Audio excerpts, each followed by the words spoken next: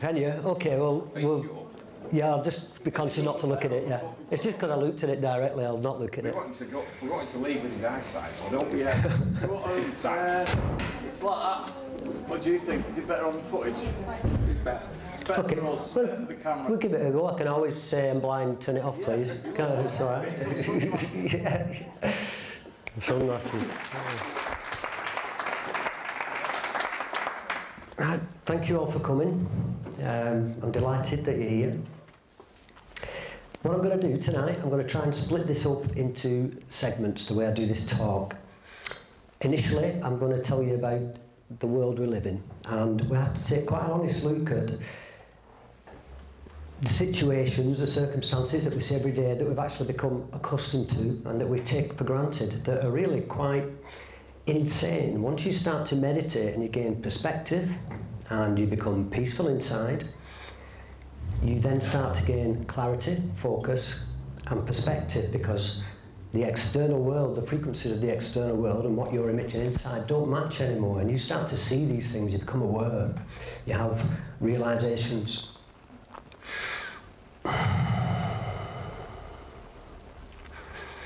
The second part, what we're going to do is I'm going to show you that the external world, everything that you experience on a daily basis, we create it. It comes from within. We're actually responsible for it.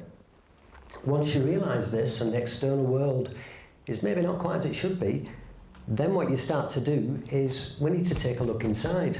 I quote in my book, I say, if something's broken and you want to fix it, first you need to take a look inside.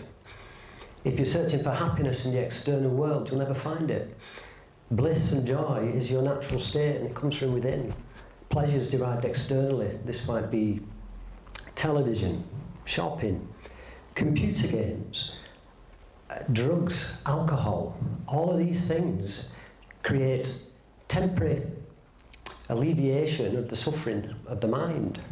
As human beings, and I'm going to prove this to you tonight hopefully, you'll find that all the problems that we experience in life, as we go through our day, anger, frustration, anxiety, stress, which we mind created, depression, guilt, remorse, all of these things are mind created. We think when we get angry that something happens externally and that makes us angry. This is not so. What actually happens is something happens externally and you choose to become angry. So the source of all your problems is you. It's actually you. And I'm not pointing at any one person in particular. It's me. We create the stress and the suffering in this world.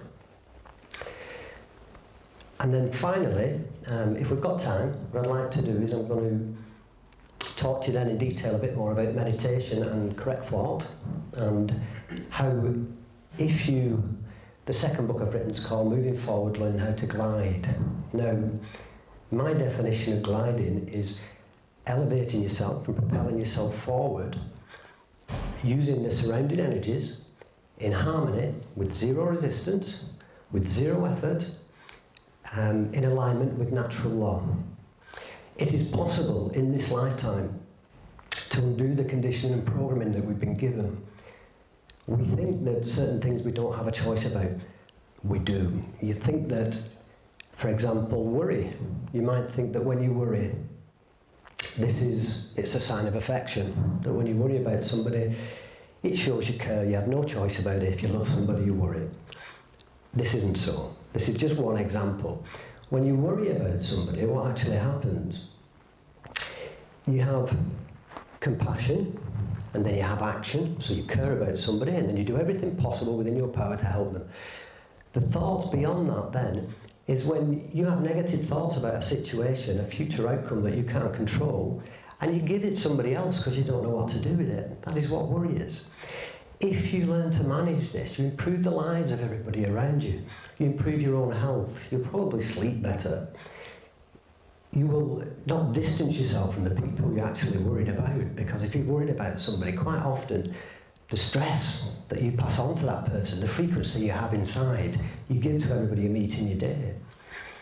And this worry that you then pass to other people can even be a self-fulfilling prophecy.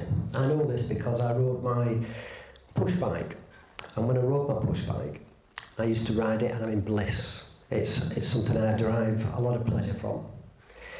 As I was doing this, the only time I've ever had an incident on my push bike, somebody spoke to me before and said, "Do you know what might happen if you crash that push bike?" And they went into detail and listed all the things that could happen. Now, in detail, so I could have a brain injury, I might lose an arm, all the things in detail.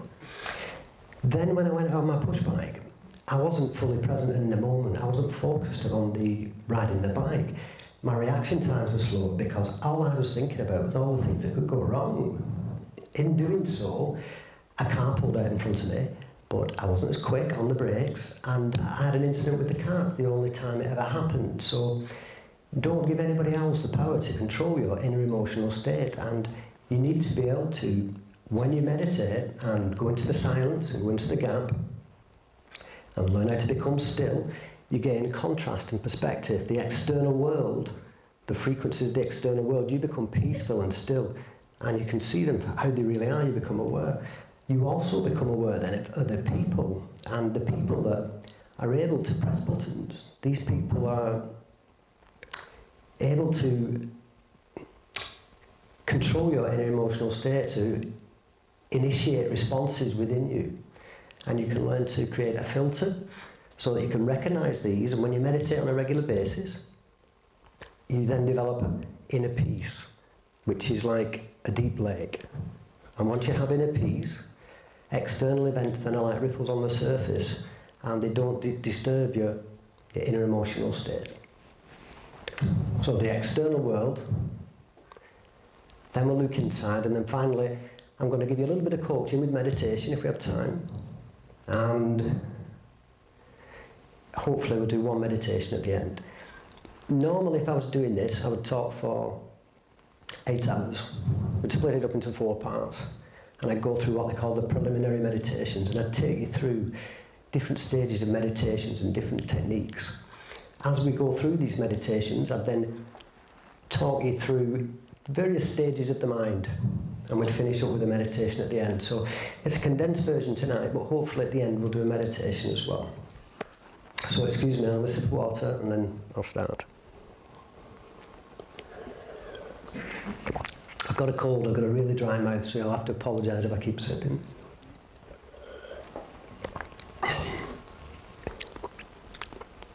So, the external world. Imagine as a child that we're born into this world, and as we're born into this world, we're a perfect creation.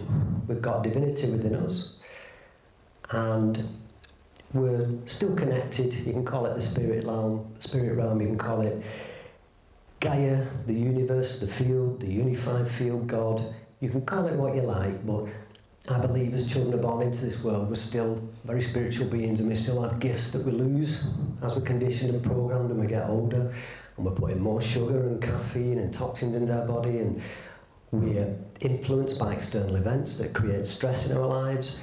We change as human beings. When a child is born into this world and it wants to climb a tree, it'll simply do this.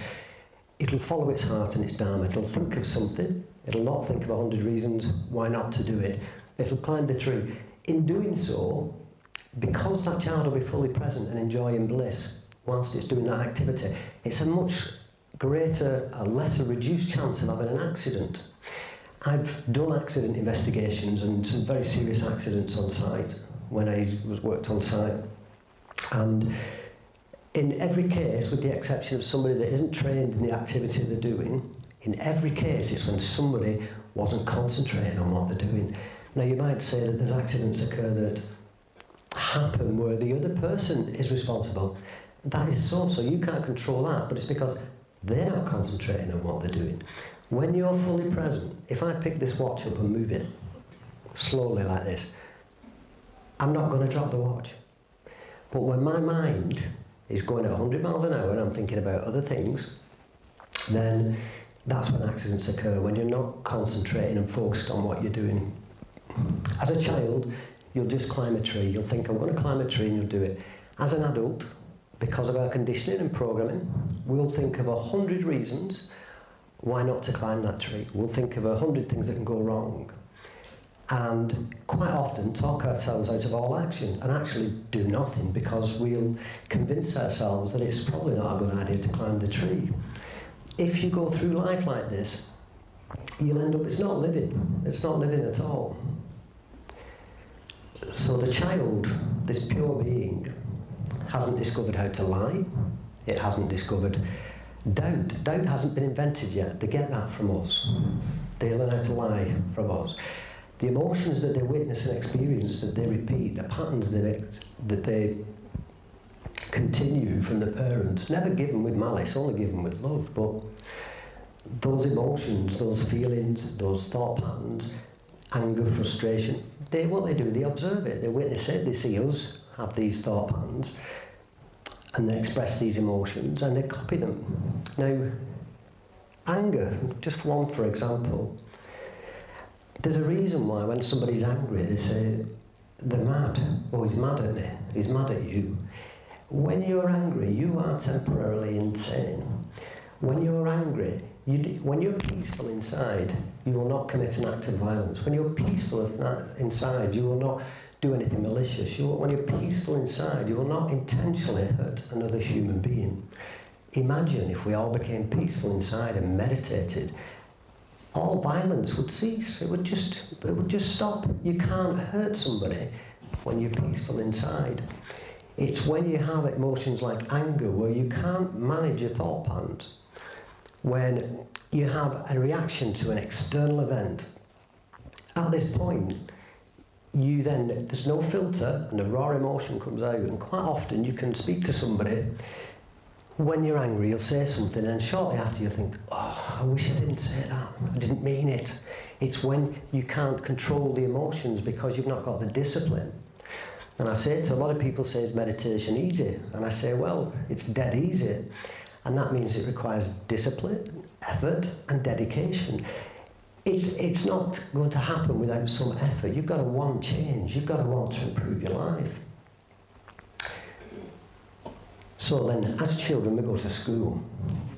When you go to school, we're given a compass to steer our way through life. Now, this compass, we navigate, and it's what's going to make us the most money, what other people think about us, what's going to get us the most stuff, and what's going to get us the best status, the position in society. Now, this is, again, not given with malice, but this is the system we are part of. Our children are born into this system.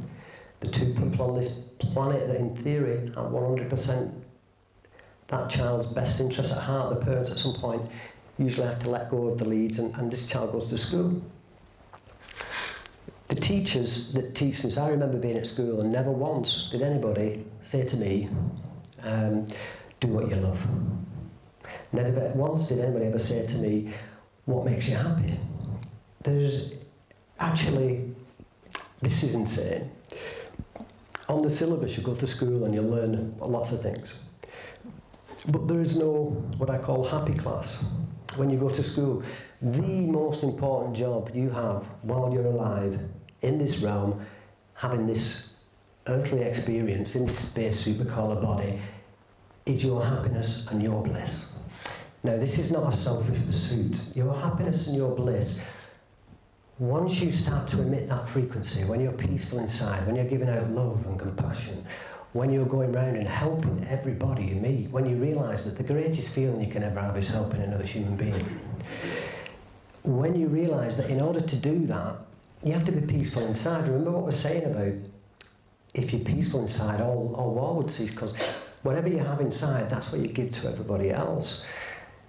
So it's actually your responsibility, not just optional. You need to get this right. We can do it in our lifetime. There's a couple of key factors in this. One is most people don't think that they have a choice. I'm here to tell you you do. You don't have to get angry. I haven't got angry in years. I decided that I wasn't going to get angry anymore. I'm not going to give that power to somebody else. I do not feel good when I'm angry. I don't want anybody else to share that feeling. I don't want to give it to anybody else. Don't be confused. It doesn't mean you don't express yourself. Now, to express, X as in former, was, previous, and press as in precious. So to express yourself is to remove pressure. You've got to get this out, right? Whatever's going on inside here, the feelings you have, the emotions you have, everything else, you need to express that. It can be writing, it can be singing, it can be talking to a friend, it can be dancing. Whatever you do, you need to find a way, find something, an avenue, a way of expressing yourself and giving this out. And it can be, you don't necessarily give it to other people, it can just be take it out of the system to get it out. But if it's joyous, by God, give it to other people. Celebrate it, get it out. When we're at school, one of the problems is, so we don't have happy class. Children are not taught self-worth, to think positively, to have good mental health, and the compass is all wrong. The compass should be simply two things. What brings me joy and bliss, and then helping other people. Experiencing joy and bliss is not a selfish pursuit. If you're going to help anybody else, you've got to experience joy and bliss inside first. Your number one job while you're on this planet. As we move through school, the children, they have what I call false idols. So they're role models on television and in magazines. By the way, this talk isn't all negative, but you have to take an honest look at the world first, and by the time I finish, you'll understand why I'm doing it this way. The children look in magazines and movies, and what they're seeing is Photoshop people. They're not real. These people pretend life's perfect, and although it's a wonderful experience, life can be quite tough at times. They pretend that they've no issues, and a lot of the people, I've had some very famous friends in the past, actors, pop stars, you name it. And most of them have relationship problems, some of them are aggressive, some of them have a drug problem, some of them have an alcohol abuse problem. These people aren't perfect as portrayed in the media. It's not true. So these children are hardwired to fail before they even start, because they're trying to be people that don't even exist. They're not real. As you go through school, the children, this is when we start, right, I'm going to tell you how insane the world is now. This is the bit, hopefully you'll see. If I went to a child and I said, there you go, there's a toy bag of heroin, we'll play with that, right? You'd think I wanted locking up, yeah? We all, and I did too, children, we give them toy guns. Now, a gun has one purpose. A gun is a mechanical device, a machine invented by man to kill. That's it, to kill. A handgun, do you know what that's for? That's a mechanical device invented by man to kill another human being. We give these our children to play with, toy guns. I had them as a child. We've been conditioned to just see this as normal. It's okay. See, we don't really think about it. We've not got perspective, focus and clarity. These children are watching films on television, G.I. Joe, or somebody I know said to me the other day, they said, I saw some children playing outside, and we asked them what they were playing, and they were going, expecting the answer to be, we're playing army. Do you know what the answer was? Total annihilation. That was what the children were playing. Where did they get that from? I'm assuming it's from a computer game. I could be wrong, but they were playing Total Annihilation. The way that our children are being conditioned now, the Dalai Lama, I think, said that if all 7-year-olds were taught to meditate within one generation, that all war would cease, and that's true. But they haven't got a cat in hell's chance if we don't condition them right, if we don't start to see. We need to be the generation now that is the first one that can recognise, when you gain perspective through meditation, you can see the programming. Not just be part of it, immersed in it, but stand back and have a look, question everything. I knew tonight when I was coming to New Horiszons that this would be, I was in the right place, because there's not one person here that isn't here. If you come to New Horiszons, it's because you're questioning things, it's because you're asking the right questions, because you're starting to see, maybe just see things a little bit differently than the masses. So I'm in the right place, hopefully. So the children come to school, and in the late teens, they're doing exams, early teens, they're doing exams, and I've actually seen 7 and 8-year-olds crying or stressed because of exams. This is not right. And what we do, we try and put everybody in a box. So a child does a test, and then from that result, we decide which box they go in. Are they intelligent? Which maths group they go in? What we do with them. The fact is, we are unlimited beings with unlimited potential. We're spiritual beings having a human experience, which you've probably heard before. When we start to define ourselves, when we start to give ourselves edges, when we start to put ourselves in a box, we give ourselves limitations. We're reducing what we can do. We're unlimited beings. We have unlimited potential, and we've forgotten this. We've forgotten. So the children get to school, and young men in particular, I think, are particularly vulnerable because they have,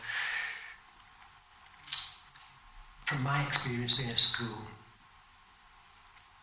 young men are, if you say express your emotion, you decide you're going to write poetry, you want to play guitar and stuff, it's don't be so soft, son. And if you show weakness, it's considered already feminine aspects. When I was at school, that would have been, I would have got called for that, you know, and we're brought up to be macho, and young men don't express themselves, and this is where a lot of problems start in our society.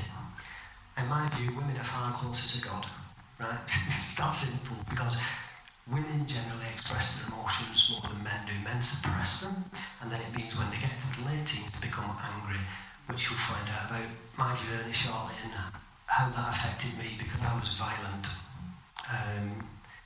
I don't just mean now and again, I mean I was violent, and I'll get to that.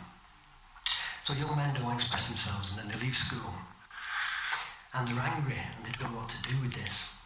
And then comes war. Now, a human being has never been further away from his true nature, from his inner voice, to when he's killing another human being.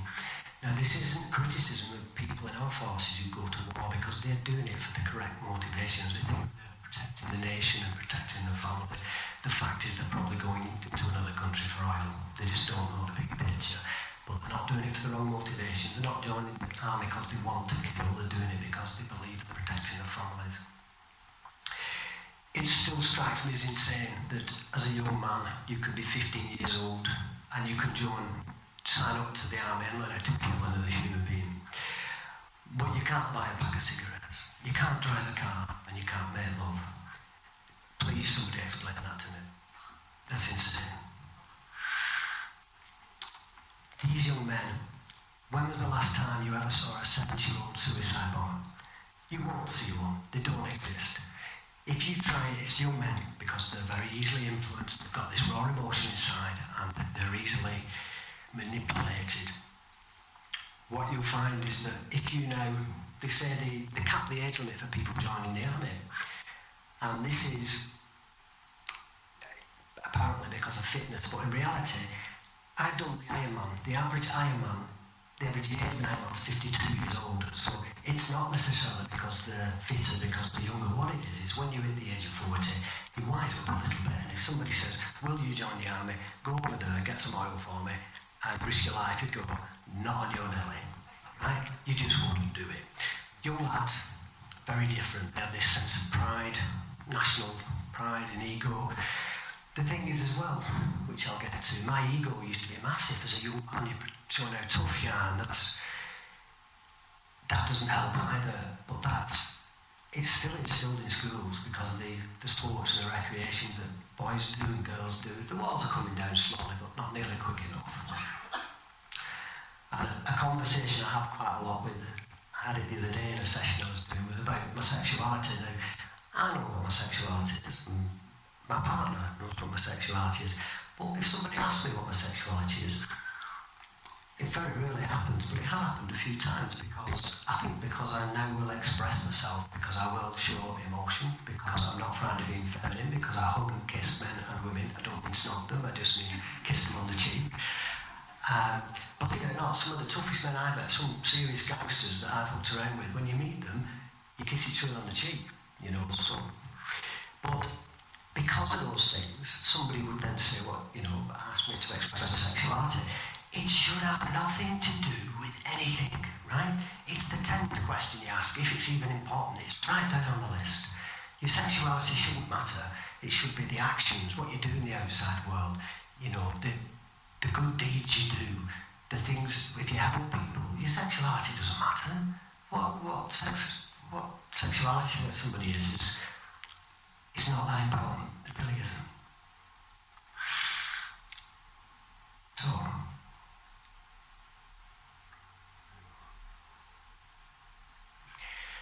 So I'll tell you a little bit about my story.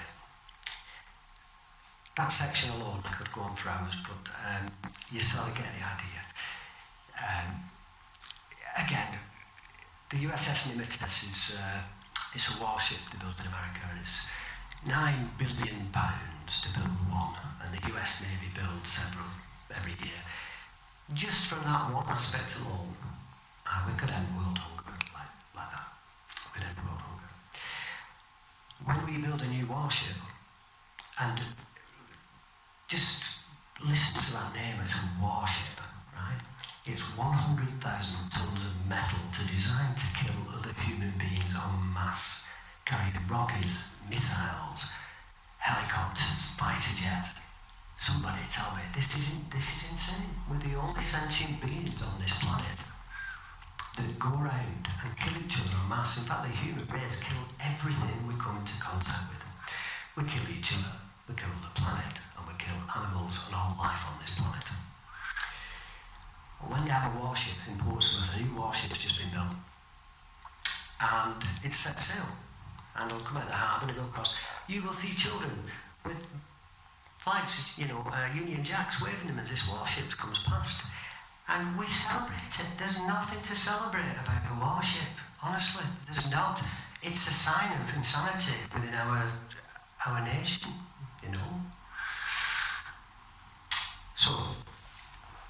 So that's a little look at the outside world. The A-team shooting machine guns at 3 o'clock in the afternoon, but God forbid you see a vagina on television. It's become normal to see our kids. Look, I remember I'd go around my mates for tea. We're going at like about 4:30, and the A-team were firing machine guns. I'm like, it's normal, no problem. But the naked bodies is an issue. We've gone way off path. We're out of kilter. We're out of alignment. We've lost our way. We really have, and we've become conditioned to not even notice it. I'm asking you to notice it, and I'm telling you, when you learn to meditate on a regular basis, you will start to see this everywhere. You don't dwell on it, but we need to look at it. We need to be aware of it, and then we know what we're going to do about it. You can't deal with the problem until you accept there is one first. That's a common statement. So my life,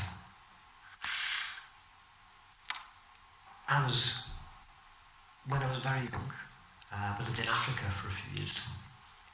And then I came back to the UK. I'd lived in, I think by the age of 15, I'd lived in 15 houses. I'd been to 8 or 9 schools, moved around a lot. And I was conditioned, a big family of Irish men. I think there's 7 Patricks. On Christmas Day, there's Paddy, Pat, PJ Junior, Pat, and we just called one Patrick Francis, just because we ran out of Patricks. So it was a challenge. But within that, although there's a lot of love and wonderful people, we were brought up to think that tough was the way you judge the man's character. Now, for me, I now admire a man that causes little disturbance, that's meek, that's gentle, a man that doesn't need to tell everybody how good he is. When you're just going through life helping people, that's all you want to do. I admire a quiet, meek man now, not some, like a lot of my friends who are doormen and, well, like I used to be. So my family, I was brought up, and I remember being at a family do when I beat somebody up and everybody bought me a pat. It was like you got a pat on the back, so we were brought up that way.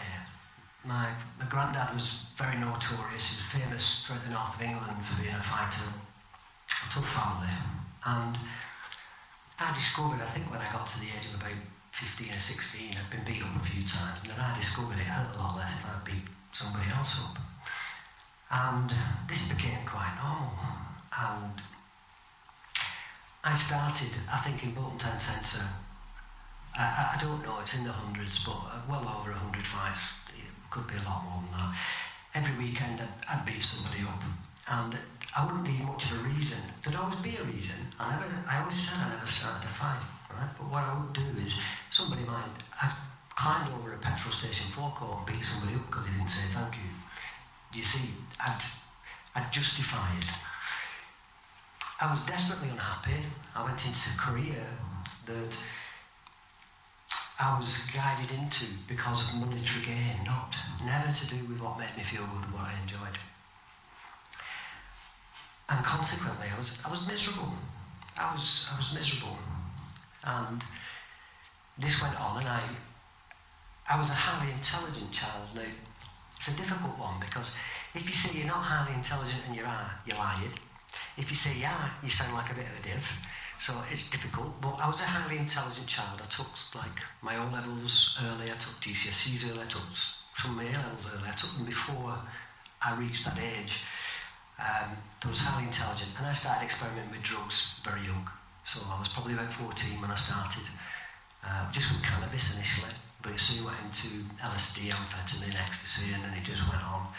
And I think in the book I list, I've taken, I can't remember exactly, but it's well over 30 drugs, and that's not including steroids, and obviously not including plant medicines, because that's a whole different thing.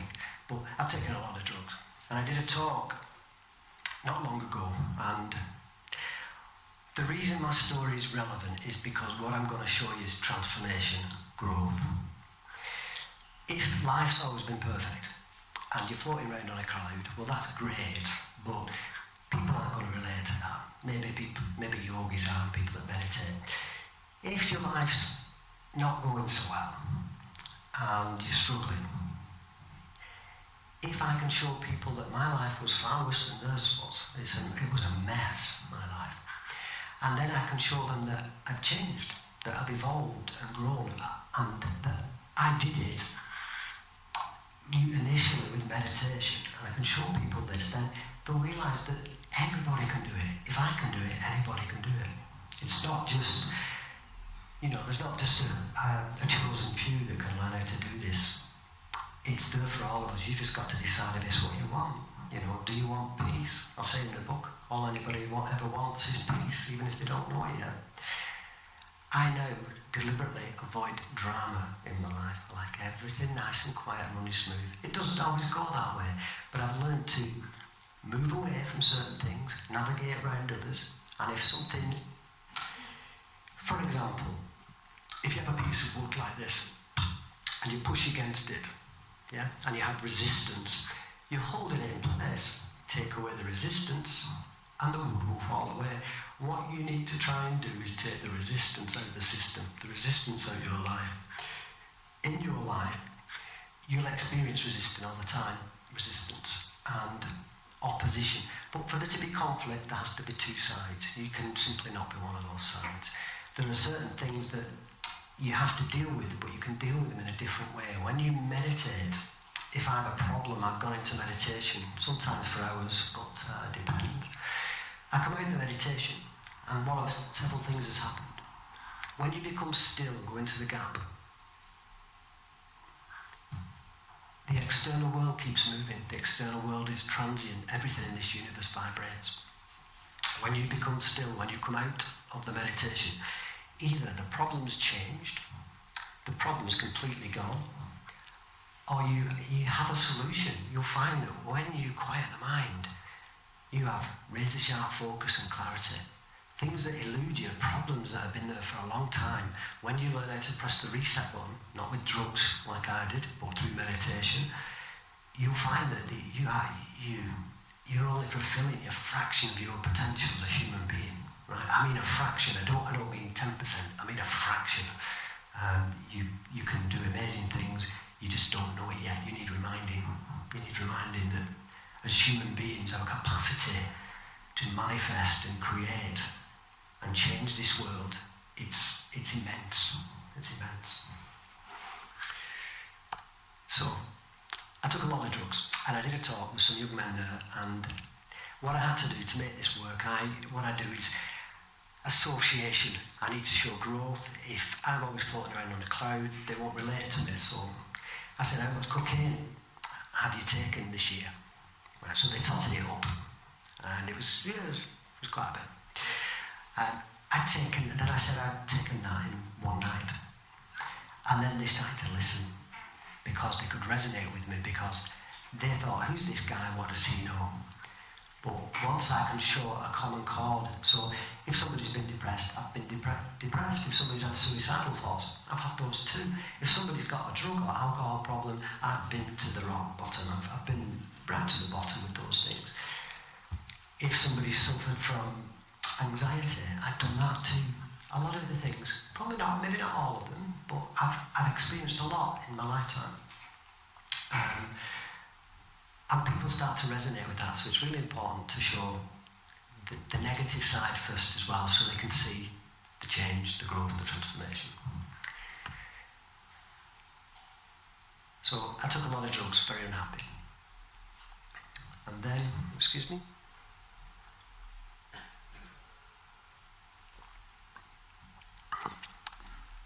What I did, what we tend to do as human beings, we think the external world is responsible for how we feel inside, and that we're victims and we're being thrashed around like a boat at sea with no sail, with the rudder broken, you're just getting tossed around. And that's how it can feel sometimes, but that's because we've forgotten what we're capable of.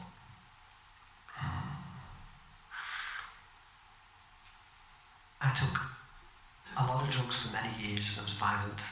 And I had 6 years ago what you might call a nervous breakdown. So you can call it a nervous breakdown, the shift, a spiritual awakening, a midlife crisis, the menopause, although I haven't had the menopause, but you could call it any number of things. The point is, a lot of people, when they get to an age, specifically, some people figure it out early on. If you're one of the lucky ones, what will happen is you'll realise that you're way out of alignment and you gradually pull yourself back. I didn't. I was on a treadmill and I got thrown off it at full speed. And only then did I know I was on the treadmill, because I had perspective, because I had become still. Only when you gain perspective, I could look back and I thought, my God, what have I been doing for the last 20 years? 20 years had just disappeared. I'd gone from being a spiritual person, got to my late teens, lost my way. 20 years later, I've been on drugs for 20 years, I've been violent, I've been drinking, I've been angry. And I look back, I thought, I'd lost touch with my true nature. I didn't even know who I was. And so I had to make some fundamental changes. And at first it's quite scary. Quite often in life, some of the worst things that happen to you at the time seem like the end of the world. When you look back with perspective, they're the catalyst for a spiritual awakening. They're a catalyst for a change of direction. They're a new beginning. They are the best thing that ever happened to you, but you just don't see it at the time. There's a reason when I write I'm called Midnight. And midnight is the start of a new day, the dawn of a new day. It's when the darkest point of the night starts moving back towards the light. Midnight is a new beginning, and it's transformational. And I'd like to think that through the writings and teachings and the classes I do and speaking, that I'm trying to impart some of that wisdom. And it doesn't mean I think I know it all. I realise they say a wise man, somebody who thinks he knows everything, knows very little or nothing. Somebody realises how little they know, might know something. And I'm very aware that I don't know everything, but I've changed my life in it's light years away from where it used to be. So I had to make some fundamental changes in my life. And what I did, first of all, I couldn't go outside. Right? For a long time, I became very introvert. I couldn't go outside. I had become so far out of alignment with if your external actions in the external world, the way you behave, is way out of alignment from the way you feel inside, and this you will come to a point and the system will fail, you'll break, and that's what happened to me. I couldn't continue anymore. We think that the external world is responsible for how we feel, but it's not. I can give you some examples. You have two men stood on top of a cliff, and one is looking at the view, rolling in ecstasy, and I can see the clouds, the sun coming through the clouds, the hilltops, snow-covered hilltops. It's a beautiful view. The other is on his hands and knees, holding onto the grass, terrified, in hell, because he's scared of heights. Now, it's the same environment, it's the same circumstances, it's the same conditions. The difference is the thought process, the thoughts that person has about an external event, not the external event. I can give you more examples. You can have a football match, and a ball goes in a goal, and this lot of people jump up on this one side, and then the ball goes in the other goal and the reverse. Now, it's a ball going between some metal posts, right? But depending on your opinion or your viewpoint will determine whether you experience heaven or hell. I can give you an even better example. Sound. If you hear a beautiful piece of music, but then the day after you have a hangover, and somebody puts that music on, it's like somebody dragging the nails across a chalkboard. It can be horrendous. Now, the music's not changed. It's your interpretation of that external event. If somebody plays you a piece of music when you're 20, and boom, boom, boom, boom, boom, boom, boom, and you think, yeah, right? Put your cap on backwards, whistle, and you're off. 40 years later, that's not even music. Now, the music's not changed. You've got older, and you've got slower. If somebody plays you a piece of music, a beautiful piece of classical music, and you're peaceful inside, and you hear this music, and you derive bliss and joy from this piece of music, then another time you're highly agitated or angry, and this music's played to you, and it can be upsetting, it can be, you won't derive any pleasure from it, and you'll just want to turn it off. The music's not changed, your inner emotional state has changed. My life has changed. The external world hasn't changed. Nothing's changed in the external world. I've gone from being in a hell, taking drugs to switch my mind off because I didn't know a better way at the time, to experience joy and bliss on a daily basis. And do you know what's changed? Me. It's me. It's the way I think. It's the way I feel. It's because I become peaceful inside. When you become peaceful, you've got contrast. You can actually start to examine your own thought processes and negative patterns that you've developed. As human beings, for every positive thought we have, we'll have 10 or 12 negative ones.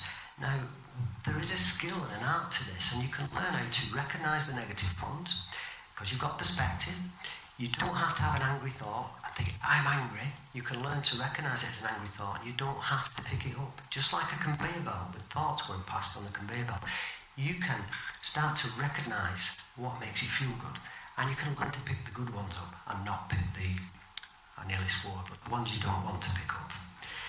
This, you can call this in Buddhism, it's probably, if I did a workshop, it'd be the third meditation we're doing, it'd be what I call observation, but you can call it mindfulness. These are all techniques and skills. The idea of learning how to meditate is to, I don't teach Buddhism, by the way, I teach meditation. It's important to understand this. When I say Buddhism, there's a Buddhist centre in Bolton, and it's a wonderful place, and I've been many times. But the people, generally, it's not very busy, and I've had meditation classes in Bolton with 60 people in. The reason is because people associate Buddhism, until you know a little bit about it, you think it's a cult, and they think the babies or something. What actually happens is, so I disassociate the two. You don't have to be a Buddhist to meditate. I'm teaching meditation. That's what I teach. If you learn to meditate, you can learn to reduce stress and develop inner peace and experience joy and bliss. It's that simple. We're not saying you have to become enlightened. You don't have to become a Bodhisattva. You don't have to know all the manifestations and the different types of Buddha or anything like that. You can just learn some really basic, simple skills to reduce your stress, manage your stress.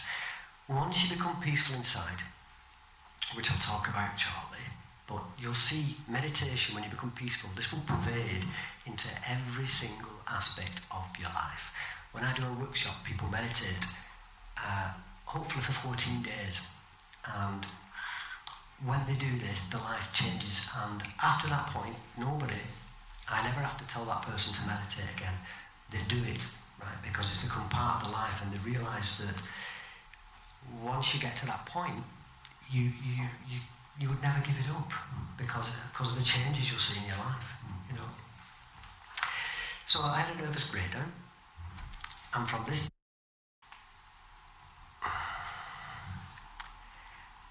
I then became introvert, and I realised I had to make some changes. This is when I learned to meditate. I've been aware of meditation for some time, and there's a Buddhist centre I went to in the lakes, and it's called Manjushri. Now, you don't have to go to a Buddhist centre, that's where I went to learn to meditate. And a very clever thing happened when you go on a retreat, you see. To retreat yourself, to go on a retreat, you need really, for it to be effective, you need to remove yourself from your everyday environment, right? Because if you're in your home and you think, I'm having a couple of days to myself, your phone will ring, somebody will knock at the door, if you try and meditate, there'll be things on the wall, you'll look down and think, oh, I must clean that carpet. Your everyday environment has triggers in it and emotional attachments, and it'll trigger thought patterns. So to retreat, you need to retreat from your everyday life, you need to remove yourself from your everyday environment.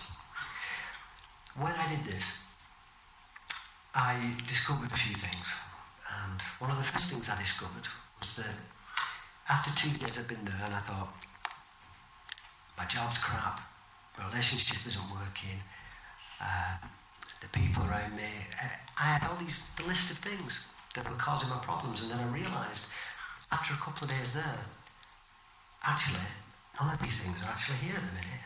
Oh no, it's me, I'm the problem. And I had an epiphany.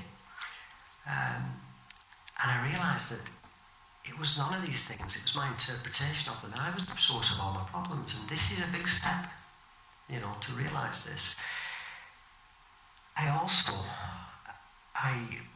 Buddhism, for me, I won't dwell on Buddhism, I'm going to talk about it for another couple of minutes because I'm conscious I don't want this talk to be about Buddhism, although it's part of my life, it doesn't have to be a part of yours. In order to have world peace, everybody's got to be invited. If I say I'm right and you're wrong, I'm building walls, I'm creating barriers. I'm making a secular society. In order to have world peace, everybody's got to be invited. In Buddhism, all religions are welcome. So if you go to a Buddhist temple, you'll see Sikhs, Hindus, Muslims, Jewish people, Christians, all faiths. What they're saying is, we show compassion to everybody, and you're allowed to have your own opinions and views. You don't have to agree with me, right? The one thing we do agree on is peace and love and compassion. In Buddhism, men and women are treated equally. Manjushri, nearly all the big bosses, they're all women. All the main nuns, they're all who are in charge are predominantly women.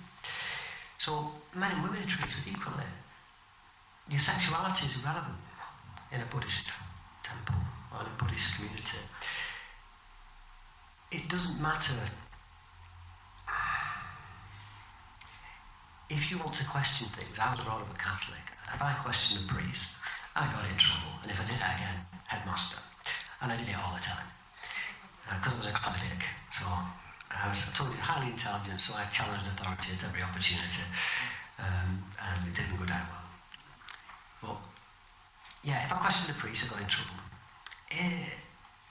In Buddhism, the divine debate, how can you not have it? If I'm trying to say, this is a good way to do things, and, maybe you should have a look at this, but then not invite debate. The reason that they were uncomfortable with my questions is because the system was flawed.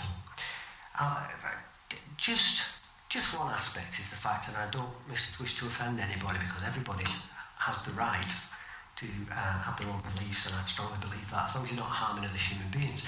But when all the money's in the Vatican, and there's lots of people who don't have food, that's just way off. It's way off, right? It doesn't mean I don't have respect for a lot of priests and that are wonderful people. It doesn't mean I don't have respect for Christians and Catholics. What I'm saying is, they've no food and they've loads of money, right? That's what I'm saying.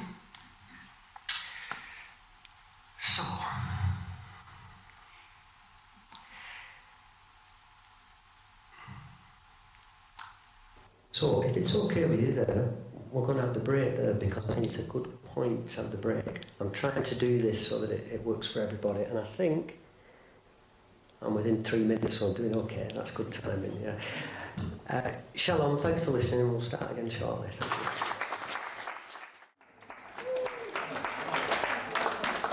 Thank you. Hello, everybody.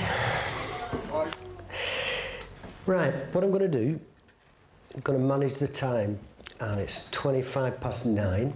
What I'd like to do, if everybody's okay, I'm going to finish at 10:30, or maybe 10:15, and then it just gives a bit of time we do the questions at the end. Is that right? Got the format right? Yeah. So about 10:15, so it gives me about 45-50 minutes. So in that time, I'm going to talk a bit more, and then I'm going to tell you about meditation, how it works, and we'll go on and meditate. And if you haven't done it before, this is a good time to learn. You've only ever got the present moment. You've only ever got now. The present moment exists. It's this perfect perpetual moment. And if I said to you, give me a piece of yesterday, you can't. If somebody says, give me a slice of tomorrow, you can't. You've only ever got now, this moment. So what you do in this moment changes the course of the universe, changes the course, no pressure, right? Every decision you make right now is changing your life and the destiny of the human race. A successful life is simply this: it's one good decision followed by another. That's all it is. One good decision in this moment. What's gone before, it's history. It doesn't exist anymore. You can't change it. By all means, we can learn from it and use it to help us guide and make decisions. But you got to cut that shit loose, right? Don't dwell on the past. It will drag you down. It's like being a ship in a port, ready to set sail, and not cutting the ropes loose. You can never leave the port. We're unlimited beings. Life's meant to be adventurous. It's meant to be joyous and blissful, and we're supposed to set sail and experience new things.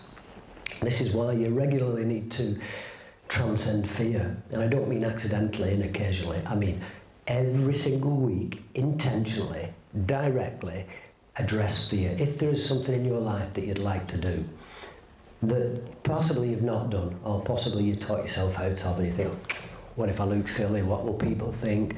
What if it doesn't work? You'll never know if you don't try it. Once you transcend fear, this is a massive part of having a joyful life. If I go back, say, 2 years ago, I couldn't sit in front of people. I had terrible anxiety. Yeah, I told you that, 3 or 4 years ago, I didn't go outside for a long time, and somebody had to go and do my shopping for me. I couldn't go outside. And I couldn't face people. A lot of people thought that maybe I was being rude, or I was ignoring them, because I cut my social circles completely. I barred probably about 5 people. I went through my phone, and there were 750 numbers, and 730 of them were drug related. There were people that I either sold drugs to, bought drugs from me, or friends that I just knew through partying. But they were all drug related. So I needed to sort of make some fundamental changes to my life. So you need to regularly transcend fear. Now, to do this, when you go against your programming, it can be uncomfortable at first. I think it's Sadhguru says that in order to reach a comfortable altitude, you will first experience turbulence, right? You're going to have to go through this process. If I'm frightened of doing something, and it can be very small, a great sculpture starts with just tiny chips, right? Small steps. If I'm frightened of doing something and I then do it, it feels uncomfortable at first. And it can be something very small. It can be something like talking to somebody on the bus that maybe you've seen many times before and you've always wanted to say hello, but you're not that kind of a confident person. So you say hello to them. You transcend fear a little bit. You feel a bit uncomfortable, self-conscious, a bit nervous. And once you've done it, you think, actually that wasn't that bad. And quite often, the secondary process, as with frustration, I say in the book, frustration is like lighting a match and shouting fire.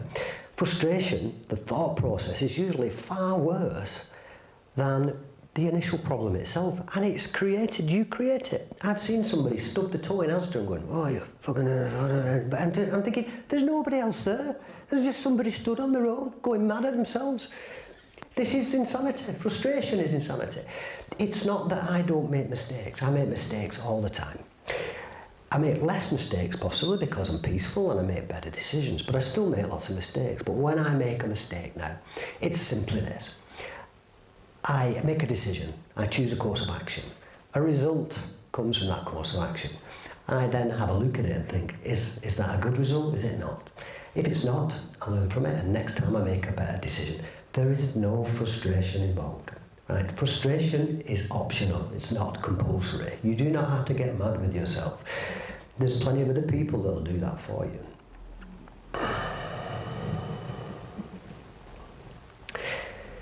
So,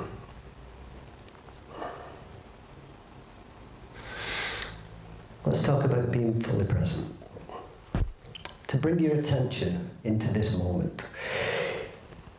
What happens, we've talked about before, is that your actions can be way out of alignment with how you feel inside your true nature, your true essence. Not your ego, not the person everybody thinks you are, not the person you pretend to be, because that requires a lot of effort. For years I was pretending to be somebody that I wasn't. It was tiring, really tiring.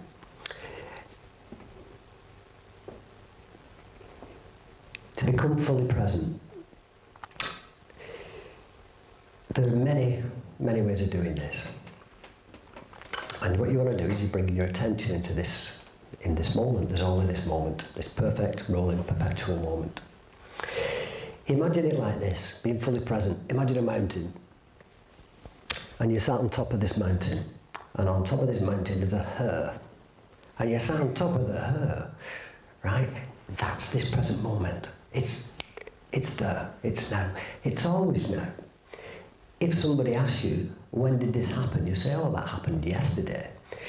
But if they ask you while you're doing it, when did this happen? Well, it's now. When are you talking? I'm talking now. When are you doing this? I'm doing it now. Everything you ever done is done in the present moment. It may be a past present moment, it may have gone, but everything you ever done is done in the present moment. We're the only beings on this planet that aren't fully present. All animals, all nature is fully present. If you imagine, if you're in a room with 100 people and they're all laughing, and you're in this room for any period of time, I guarantee you'll start to laugh, right? Because when you're immersed in an energy, a surrounding energy, it will affect you. Yeah, until you're an enlightened being, in theory for an enlightened being, I can sit in the middle of the M62, meditate, nothing will batter. Well, we're not. So your environment's going to affect you. If you sit in a room with 100 people and they're laughing, you'll start to laugh. If you sit in a room with 100 people, or a war zone, and somebody gets maimed, loses a limb, now you don't necessarily get injured yourself, you just witness this. You will be mentally scarred, probably. You'll carry this with you. So your environment affects you. So if you immerse yourself in a perfect system, if you spend time in nature, or with animals, it can be horses, dogs, whatever, they don't carry around, they're not travelling through the present moment thinking about all the things that happened that were terrible yesterday that they can't do anything about. They're usually not anticipating things that haven't happened yet, a future event that you can't control. what you do, if you remember compassion, action, and then the thought beyond that is negative. You have compassion for somebody, you help them, and then the worry is basically all the negative thoughts you have about a future event that you can't control. If you immerse yourself in a system like nature on a regular basis, they call it, I believe the Japanese now call it forest bathing. This system works in harmony within natural law. What will happen is you will feel peace. Remember, 100 happy people, you'll start to laugh. I've done it, I've done laughter yoga, right? If you've ever done laughter yoga in a group of people, you'll start the laughter, it's forced initially, and then you'll get one person that's got a silly laugh. And then everybody starts laughing. We did it, and I did a festival where I spoke, and there was 10 people and we started laughing. By the time we'd finished, there was about 80, 90 people, a field full of people. Everybody fell off the chairs. It was just brilliant. We even started really getting out of our comfort zone. I had to pretend to be a squirrel and laugh. How do you do it? I don't know how you do it. I was outside my comfort zone. I felt ridiculous, but it was brilliant. So if you regularly immerse yourself in nature, in a system that's operating in harmony with natural law, where everything in that system is fully present, a perfect system, you will feel peace. Meditation is not the only way. A lot of us are going through life and we're spending a lot of energy. You can learn how to glide. Imagine you're swimming upstream. You're spending a lot of energy and you're getting absolutely nowhere. Right? You're swimming on the spot almost because you have resistance in your life, because you are wrestling everything that comes into your life. It's not exactly how you want it. You've not accepted it, you're trying to control it, you're trying to put it in a box, you have resistance. When you do this, everything's hard work. Imagine if you could learn to turn around and you're going downstream and you're going at 100 miles an hour, 20 miles an hour, sculling like this, spending no energy whatsoever because you're in alignment with your Dharma, you're moving within natural law. This comes from following your heart. So remember what I said about transcending fear. When you transcend fear, the first time you're uncomfortable, you're going against your conditioning and your programming. Your conditioning program is your 10 negative thoughts saying, don't do that, you might look ridiculous. Don't do that, you might fail. You'll do it. You'll realise that it's never nearly as bad as you think. And you'll think, that wasn't so bad. And what will happen is, you'll feel good, right? Because you've just done something that you've gone against your programming. And it feels good because you've achieved something, because you've conquered a small amount of fear. Then what you do is you just keep doing this on a regular basis and maybe increase, up the ante a little bit. So you move into fear on a regular basis. I started when I was speaking at terrible anxiety. And I did classes. I've been winging it for the last 2 years. My faith's in the universe. I never really know quite how things are going to work out, but I follow my heart and my Dharma. And that means quite often transcending fear and going against your conditioning and your programming. So I was anxious when I started speaking. And I was really bad. I had the shakes, I was sweating, I was uncomfortable. Now I'm sat in front of you all and I'm pretty comfortable, right? I've evolved, I've grown as a human being because I transcended fear, because I followed my Dharma. We all have to do this, we've all got a song inside. I'm going to read you a poem at this point, I hope that's okay. It's a poem out of my book, and it's the first poem I wrote in a very long time. And it felt great. I found a medium. I learned how to express myself through writing. Who knew? One of the things I wasn't very good at when I was young was English. I was terrible at it. I was gifted in maths and physics and computers and logical things, but I wasn't very good at writing. And then I started to write a couple of years ago, and my life changed because I found out I could express myself. You need to get this out. Remember what I said? I said if you don't feel good inside and you don't get this out, It's toxic, it will manifest, yes, and you will become ill. I think it's Wayne Dyer says that it's nobody's ever died from a snake bite. It's the venom. It's what stays behind afterwards. If you don't get the way you're thinking about the past and your negative thoughts and emotions outside, and you let it fester inside, it'll kill you. Slowly, but it'll kill you.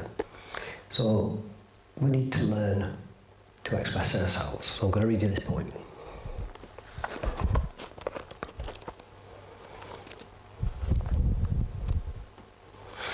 It's called The Answer. Hopefully it'll explain to you that if you don't know it yet, maybe if at some point in the future you come on one of my workshops, by the time you finish you'll realise you can do anything. Because if somebody said to me, if I could just think back, I was tied up in a hotel room, being tortured with a gun to my head, and somebody said, you're going to write a book. If I was been on a drug binge for 3 days and somebody said, you're going to be a radio presenter. If when I was very depressed and perhaps suicidal and somebody said to me, you're going to teach meditation. I've gone from there to there by changing this, with learning a degree of inner mastery. It all starts, you have to meditate first and become peaceful. Only at this point, when you clear your mind, at this point you then have perspective. You then have focus and clarity. And you can start to see your life as it really is. You can start to almost see yourself in a third person. You can step back and look at yourself and see, no, they say you can't see the wood for the trees. You know, you can actually take an honest look at your life and see what it's like. This comes through meditation. So the answer. The answers you were looking for were here all along. They're inside your heart in the form of a song. The lyrics are heavenly, about peace and love. The rhythm divine and sent from above. No war, no conflict, no hunger, just peace. This is the way how all suffering will cease. You see, love is the answer to every question they pose. It was there all along, right in front of their nose. You need to have courage to dance to the beat, to laugh and spread joy moving your feet. You see, actions and words, what you do every day, the message you send and the music you play, it's this that will decide the fate of man. So you must act now and do all that you can. What you do here, you give out to all. This is the time, and it is your call. So now you have the answer, what will you do? It's time to decide, and it's all up to you. You see the treasure inside, from God whence it came. So it's your turn now, you must do the same. Go into the world and spread the word. It's your time to shine and you must be heard. Like a radiant star shone into the night, changing the world with your beam so bright. The light from within is the answer we needed. Now you have shown it, let's hope it's heeded. If you can live in harmony without any drama, then my friend, you have followed your dharma. So, what's your dharma? Your dharma is your inner voice, your true self. It's your guidance system. It's what makes you feel good. It's following your heart. It's what comes from within. If you start to meditate on a regular basis, you go into the silence, into the gap between thoughts. You become still. I've spent many months doing this over the years. I've spent weeks and weeks and weeks meditating. It was a journey for me. Blaise Pascal says all man's problems stem from his inability to sit quietly in a room on his own. When you meditate, there's nowhere to hide. You got to deal with this, what's going on. Remember what I said about transcending fear? Quite often our greatest enemy is our own mind. You need to learn how to be comfortable with yourself. Learn how to sit in silence. This seems like such a simple skill, but it can take a long time. Especially if you, like me, had lots of experiences, good and bad, but a lot of bad experiences to do with drugs and violence. And for years I couldn't sleep. I didn't sleep for years. And I mean, I don't mean like not well, I mean I didn't sleep. And that will affect you. Lack of sleep will put you on your knees over time. It will ruin you. It'll ruin your health, it'll ruin your mind. When you meditate on a regular basis, lots of things are going to happen.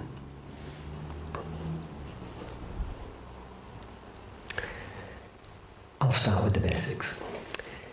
So when you meditate, one of the first things you'll notice is you'll start to sleep better, because when your mind's still and quiet, you sort of turn your mind off in effect. It's wonderfully beneficial in the morning, because if you meditate in the morning, you go into your day, you float into the beginning of your day. You know, you can press the reset button before you start your day, and then you bang your toe and you're back to square one again. But it takes time, it's practice. If you meditate at night and you start to sleep better because you quiet your mind, what will happen is, just from sleeping better, from nothing else, not even touched anything else yet, just from gaining more sleep, your immune system will be stronger. Your body will heal, repair and grow faster. You will have more energy. You will be able to concentrate for longer. You will be more creative. You will be nicer to be around. You will be happier because you'll feel good. And this just comes from sleep, nothing else, just sleep. When you haven't slept well for a long time, now the human race, what you've got to understand is what we do is we bypass the system. So even if you don't actually have a sleep problem, what we do, we go through life, we completely ignore what our body's telling us, and we have sugar, caffeine. We're jacked up on stimulants all the time. If everybody in this room stopped having sugar and caffeine tomorrow, within 48 hours, we'd all be falling asleep all over the place. You'd just be nodding off. You know, when you wake up in the morning, if you haven't had a cup of coffee, you can't get going. You know, we need stimulants because our body, this is quite basic, but our body's saying, go to sleep, you're tired. And we're going, no chance, I've got stuff to do. And we're having a cup of coffee. So we bypass the system. We override the system. We don't listen to what our body's telling us, and there's a reason our body's giving us these signals. And if you override that system for a certain period of time, you will become ill, right? That's when you get colds, that's when you're exhausted, that's when you don't feel good, that's when you have lots of problems, that's maybe when you don't sleep so good. You'll find a lot of people, if they're about to go on holiday, you change down gears. You're in fifth gear all the time. You go down your fourth gear, third gear, and it's like the Friday, we're going away on the Saturday, and you come ill, right? Because you've given your chance, you come down, you slow down, you go down gears, and you give your body a chance. He has a little saying, it says, right, you'll listen to me now, I'm going to make you ill. And so a lot of people, just when they're about to go on holiday or go away, and become ill, and they get flu and colds and things like this. So the human race, we're all knackered, right? We're all tired, and we don't listen to our bodies. When you meditate, you become aware of the subtle sensations in your body. You become aware of your digestive tract, really aware of your digestive system. Trust me, when you meditate and you feel good, and you've got inner peace, you will not want to go and get a double cheeseburger and put it in your body, right? That'll change. You become aware of the subtle sensations of your body. Your body then starts to tell you what's good for you and what's not good for you. It's always trying to do it, we just don't listen. When you become aware of the subtle sensations of your body, you also become aware of the subtle sensations of other people's energy.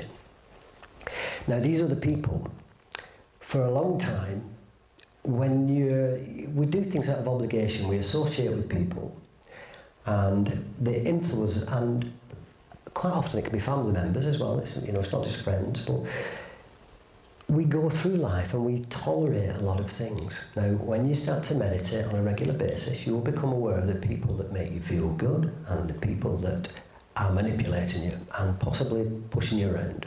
Right? You become aware of other people's energies too. Now, other people might need your help. It doesn't mean you're shutting everybody out. There's a difference between somebody that's asking for help and somebody that's manipulating you. A very big difference. But you become aware of the external energies as well. Now you might think that what do you do about that?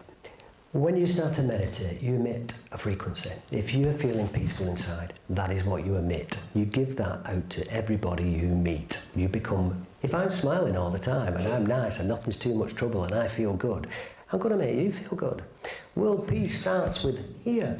It's not going to try and change everybody else outside. If everybody learned to meditate and became peaceful, and all they had to do to create world peace, there's only one job we've got.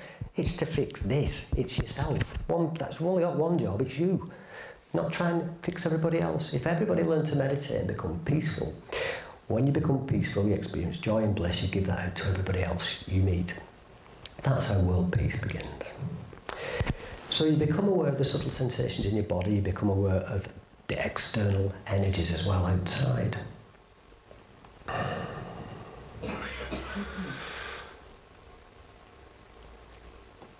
You also then become aware of your thought processes, and this is where the meditation's got to come first, because only then do you gain perspective and clarity.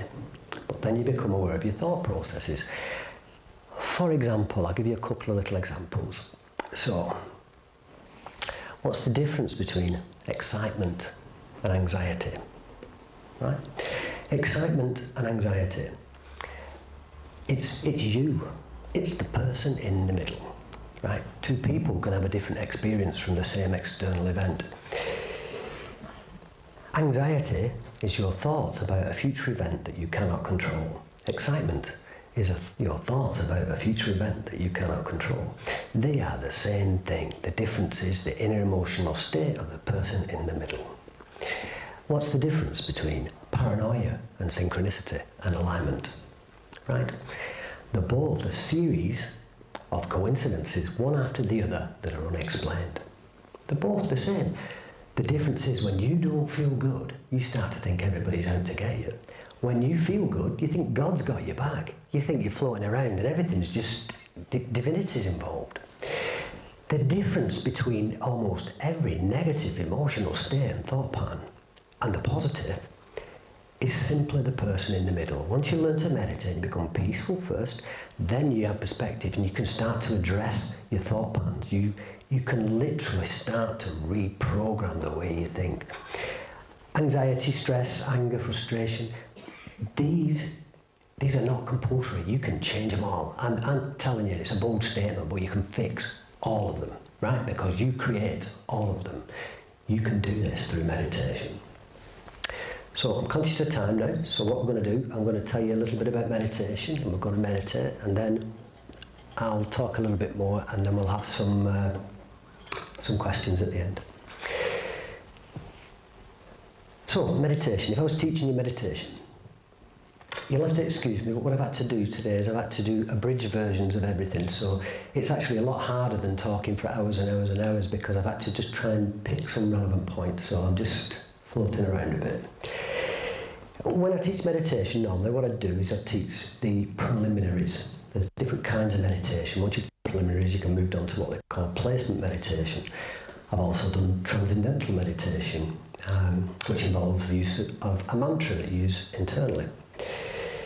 With Buddhist meditation, what you're doing is, you may have done meditation before, and there's lots of different kinds of meditation. A lot of people use guided meditation, and that's great. I'm not negating any kind of meditation. It's all beneficial. But a lot of people will